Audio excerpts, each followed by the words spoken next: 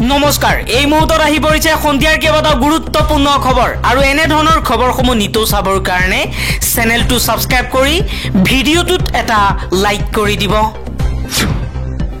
এই মুহূৰ্তত জনাই আছো এটা গুৰুত্বপূৰ্ণ খবৰ ডি ভোটাৰক লৈ মুখ্যমন্ত্ৰী হিমন্ত বিশ্ব শৰ্মাৰ ডাঙৰ মন্তব্য ৯৪,৪৭৭ গৰাকী ডি ভোটাৰ আছে অসমত ইয়াৰে মুছলমানক বাদ দি সকলো ডি ভোটাৰে পাব ভাৰতীয় নাগৰিকত্ব মুছলমানক বাদ দি হিন্দু শিখ পাৰ্চী জৈন খ্ৰীষ্টান আৰু বৌদ্ধ ধৰ্মাৱলম্বীয়ে লাভ কৰিব ভাৰতীয় নাগৰিকত্ব সুপ্ৰিম কোৰ্ট আৰু ভাৰত চৰকাৰৰ নিৰ্দেশত অসমত ডি ভোটাৰৰ সমস্যা শেষ হ'ব পৰৱৰ্তী খবৰ ৬ জনগোষ্ঠীৰ জনজাতিকৰণৰ বিৰোধিতা ইউডিএফৰ বিধায়ক আশৰাফুল হুছেইনৰ ৬ জনগোষ্ঠীয়ে এছটি মৰ্যাদা পালে লাভ নহয় মুছলমানৰ জনজাতীয় ৰাজ্য হিচাপে ঘোষণা হলে ক্ষতিগ্ৰস্ত হ'ব অসমৰ মুছলমানৰ আন এটা খবৰ পেলেষ্টাইনৰ গাজাত ভয়ংকৰ আক্ৰমণ ইজৰাইলী সেনাৰ আক্ৰমণত নিহত ৫০ জনতকৈও অধিক লোকৰ শুকুৰবাৰে সমগ্ৰ গাজা ঘেৰাও কৰি ইজৰাইলী সৈন্যই আক্ৰমণ চলাইছিল ৭টা শিশুকে ধৰি ৫০ জনতকৈ অধিক পেলেষ্টাইনিক হত্যা কৰিছে যতে পেলেষ্টাইনীসকলে থাকিবলৈ লৈছে তাতেই ইজৰাইলী সেনাই আক্ৰমণ চলাইছে পৰৱৰ্তী খবৰ ইংলেণ্ডৰ লিভাৰপুলত বিশ্ব বক্সিং চেম্পিয়নশ্বিপ আজি বক্সিং ৰিঙত নামিব অসম কন্যা লাভলিনা বৰগোহাঁই ৭৫ কেজি হাকাত প্ৰতিদ্বন্দ্বিতা কৰিব লাভলিনাৰ প্ৰতিদ্বন্দ্বী হ'ব তুৰস্কৰ ইছিলদাৰ বুছলা আজি সন্ধিয়া ৭:১৫ ৰিঙত নামিব অসম কন্যা আন এটা খবৰ মুখ্যমন্ত্ৰী হিমন্ত বিশ্ব শৰ্মাই কাৰ অধীনত ৩ জনে নাগৰিকত্ব পাইছে বুলি কৈ ফুৰিছে কিন্তু এনআৰচিত নাম কটা যোৱা ১৯ লাখক নাগৰিকত্ব দিবলৈ হাজু চৰকাৰ হিমন্ত বিশ্ব শৰ্মাৰ চৰকাৰে যি কথা কৈছে হিমন্ত বিশ্ব শৰ্মাই সংবাদ মাধ্যমৰ আগত যি কৈছে যে ৩ জনক নাগৰিকত্ব দিয়া হৈছে সেয়া তেওঁৰ এটা মাত্ৰ ভুৱা কথা এবাৰ সৰব হৈ পৰিছে লুৰিণজ্যোতি গগৈয়ে কৈছে অসমত ১৯ লাখ বিদেশী আছে হিন্দু বাংলাদেশী আছে সেই সকলকো নাগৰিকত্ব দিবলৈ চেষ্টা চলাইছে চৰকাৰে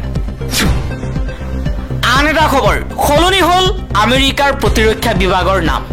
যুদ্ধ বিভাগ নামেৰে নতুন নামকৰণৰ নিৰ্দেশত স্বাক্ষৰ কৰিলে আমেৰিকাৰ ৰাষ্ট্ৰপতি ডোনাল্ড ট্ৰাম্পে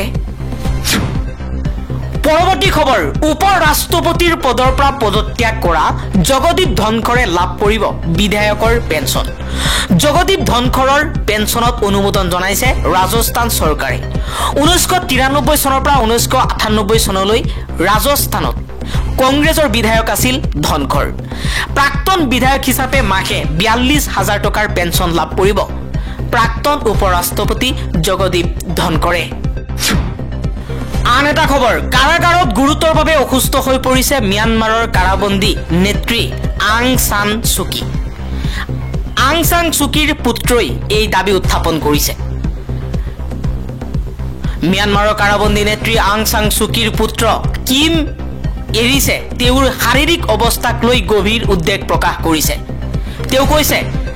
যে ৮০ বছৰীয়া চুকি গুৰুতৰভাৱে অসুস্থ তেওঁৰ হৃদযন্ত্ৰৰ অৱস্থা মাৰাত্মক ৰূপ ধাৰণ কৰিছে আৰু জৰুৰী চিকিৎসাৰ প্ৰয়োজন হৈছে লণ্ডনৰ পৰা ৰয়টাৰৰ সৈতে হোৱা এক সাক্ষাৎকাৰত এৰিছে কৈছে যে সঠিক চিকিৎসকৰ পৰীক্ষা অবিহনে তেওঁৰ হৃদযন্ত্ৰৰ অৱস্থা জনাৰ কোনো উপায় নাই মই অতি চিন্তিত আনকি তেওঁ জীয়াই আছে নে নাই সেইটো পৰীক্ষা কৰি চোৱাৰ কোনো উপায় নাই কিম এৰিছে ম্যানমাৰৰ সামৰিক চৰকাৰক আহ্বান জনাইছে যে তেওঁৰ মাতৃক তাৎক্ষণিক চিকিৎসা সেৱা আগবঢ়াব লাগে চুকিক ৰাজনৈতিক উদ্দেশ্য প্ৰণোদিত অভিযোগত মুঠ ৩৩ বছৰৰ কাৰাদণ্ড বিহা হৈছে পৰৱৰ্তী খবৰ স্বৈৰাজতন্ত্ৰী বিজেপি চৰকাৰে দেশৰ সংবিধান তথা গণতন্ত্ৰ ব্যাপক কুটাঘাতেৰে ধ্বংস কৰি পেলোৱাৰ চক্ৰান্ত চলাইছে বিজেপি চৰকাৰৰ বিৰুদ্ধে সৰব হৈ এই মন্তব্য কৰিছে ডক্টৰ হীৰেন গোহাঁইয়ে। হীৰেন গোহাঁইয়ে কৈছে, বুৰঞ্জীৰ শিক্ষা ইয়াই যে ফেচিবাদ তাৰ নিজৰ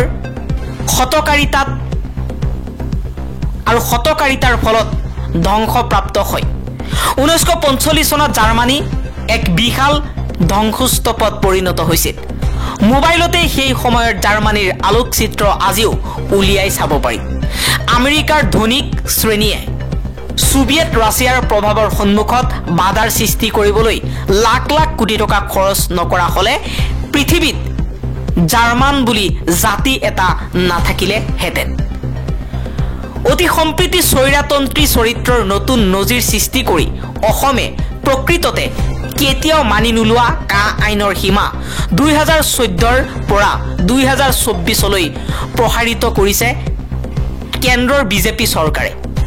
যিখন আইন অনুসৰি এই গেজেট বিজ্ঞপ্তি দিয়া হৈছে তাৰ বিষয়ে অসম তথা ভাৰতৰ মানুহে সমূলি একো জনা নাছিল। খুব সম্ভৱ সংবাদ মাধ্যমেও গম নোপোৱাকৈ আৰু জনমত তথা বিৰোধী দলসমূহৰ মতামত তথা প্ৰতিবাদ উপেক্ষা কৰি বলপূৰ্বকভাৱে আইন প্ৰণয়ন কৰাৰ যি প্ৰৱণতা সম্প্ৰীতি গঢ় লৈ উঠিছে, সেই পন্থাৰেই এই ভয়ানক জনবিৰোধী আইনখন আৰামত গ্ৰহণ কৰাই লোৱা হ'ল। মুখত দিনে ৰাতি গণতন্ত্ৰৰ বন্দনা গোৱা বিজেপিৰ গণতন্ত্ৰৰ নমুনা ইয়াত জাজল্যমান কা আইনৰ বিৰুদ্ধে জ্বলি উঠা অসমৰ ৰাইজে গম পোৱা হলে ইয়াৰ বিৰুদ্ধে গৰজি উঠিলহেঁতেন। তদুপৰি ই পৰিষ্কাৰ কৰি দিয়ে যে এই আইন মানি ললে চুবুৰীয়া বাংলাদেশৰ আৰু লাখ লাখ নাগৰিক তথা ভোটাৰ আমদানি কৰি থাকিব বিজেপি চৰকাৰে। জনগণক প্ৰবঞ্চনা কৰাই ইহঁতৰ ধৰ্ম বুলি মন্তব্য কৰিছে হীৰেন গোহাঁই। পৰৱৰ্তী খবৰ, কৰ্মৰত শিক্ষকসকল টেট উত্তীৰ্ণ নহলে হেৰুৱাব চাকৰি। উচ্চতম ন্যায়ালয়ে শিক্ষক যোগ্যতা পৰীক্ষা সম্পৰ্কে গুৰুত্বপূৰ্ণ নিৰ্ণয় গ্ৰহণ কৰিছে।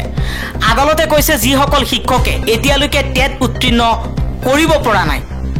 তেনে শিক্ষকসকলে হয় পদত্যাগ কৰিব লাগিব, নহয় টাৰ্মিনেল বেনিফিট সহ বাধ্যতামূলক অৱসৰৰ বাবে আবেদন কৰিব লাগিব। বিদ্যালয়ত পাঠদানৰ চাকৰিৰ ক্ষেত্ৰত টেট বাধ্যতামূলক নেকি সেই বিষয়ত দাখিল হোৱা কেইবাখনো আবেদনৰ শুনানি কৰি এই পৰ্যবেক্ষণ আগবঢ়াইছে। আন এটা খবৰ, ভাৰতবৰ্ষক হিন্দু ৰাষ্ট্ৰ কৰাৰ চৰকাৰী পৰিকল্পনাই অসমৰ সাংঘাতিক ক্ষতি কৰিব। এবাৰ সৰব হৈ পৰিছে বিজেপি চৰকাৰৰ নতুন সিদ্ধান্তক লৈ ডক্টৰ নগেন শইকীয়া। নগেন শইকীয়াই কৈছে যে নতুন আইনখনৰ জৰিয়তে অসম তথা ভাৰতবৰ্ষক হিন্দু ৰাষ্ট্ৰ কৰাৰ চক্ৰান্ত ৰচনা কৰিছে বিজেপি চৰকাৰে। কা সন্দৰ্ভত নগেন শইকীয়াৰ এই প্ৰতিক্ৰিয়া।